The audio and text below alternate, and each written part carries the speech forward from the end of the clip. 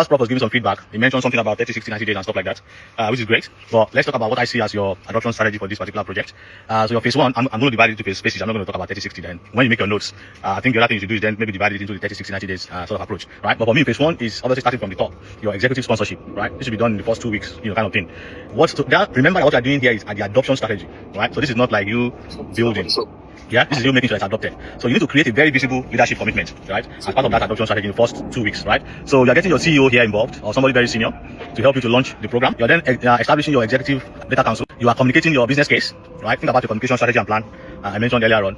You are then assigning sponsors or at least a sponsor, to each domain, right? How you're going to measure the success, the KPIs and stuff like that. Your success measure should be agreed as well, right? In these first 2 weeks as part of your adoption strategy. Obviously, you're going to be delivering some stuff here. One is your executive sponsorship charter. The other is your finance policy. And then you're going to need an enterprise communication plan, right? What is the plan to communicate what you're doing across your organization? Okay?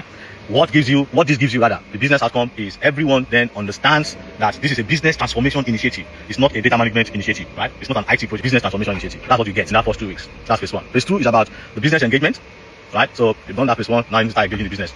Maybe your week 2 to week 4, for example. The main reason why you're doing this is to win the hearts and the minds of the business, right? So what do you need to win their hearts? You said that you're going to have some meetings earlier on, which is correct, right? So you meet with underwriting, the claims department, your finance, the actual team, risk, compliance, customer service, sales, marketing, IT. You're meeting with all of them and you're asking each of them what decisions do they make with data? What data do they rely on, right? What data frustrates them today? What reports do they not trust because of bad data, right? What manual work wastes their time today? Asking these questions. Then ultimately you are delivering the following: a business pain point charter or register, current maturity assessment or current state assessment or whatever, another maturity assessment. And then you're creating a data issue log. So you're collecting a very good number of issues from those questions that you're asking them. Rather. Phase 3 for me is a quick win. Obviously by this time you're already in month 2, right? You should never start with policies, right? You should start with visible business improvement. Again, the reason I'm mentioning this is a lot of organizations do this. This is wrong. Yeah, never start with policies. Start with business improvements. So for example, for this organization, this insurance company, if you take claims, for example, remove the duplicate customers, as you rightly said earlier on in your presentation. Reduce any claim processing delay. Yeah, for claims. Within underwriting, you're improving address, you're validating customer identities. You are standardizing occupation codes. Remember, it's an insurance company. They ask for your occupation. There's a reason. They have a code that helps them to calculate your premium. Because if you're a pilot, you are involved in you're seen as very risky. Yeah. If you are a bricklayer that climbs buildings, right? The window cleaner that climbs buildings, obviously you are more likely to fall or something like that, and then make a claim, depending on what the insurance is anyway. Yeah. Obviously, if it's a car insurance, it's not the same. You see what I mean? If you're a salesman and it's a car insurance that you're using for your job, obviously you're going to be on the road every time. So you're likely to obviously be involved in an accident more than somebody perhaps doesn't drive for work. Yeah. The outcome for this is the business begins to see measurable value within weeks, right? So they're beginning to see exactly what they're going to be delivering for them within weeks, not months or years. Phase 4 is data ownership, right? Assigned ownership for your critical data. So customer, policy, claims, broker, finance, products, assigned ownership. So for products, you may want to assign the product director. For finance, maybe the CFO. For broker, maybe the sales director. Claims, maybe for customer, maybe the head of service, for example. Policy, maybe your head of underwriting. Yeah. Every owner then appoints a steward to act on that. Yeah. Phase 5 is data literacy, as Prof also mentioned earlier on, right? For this one, it's not a one-size-fits-all. You have to slice and dice it. So you need to make sure that you are providing role-based training, right? Role-based training for each of your stakeholder groups. Data owner is about accountability, decision rights, KPIs. The steward is about metadata, business glossary, data quality, issue management.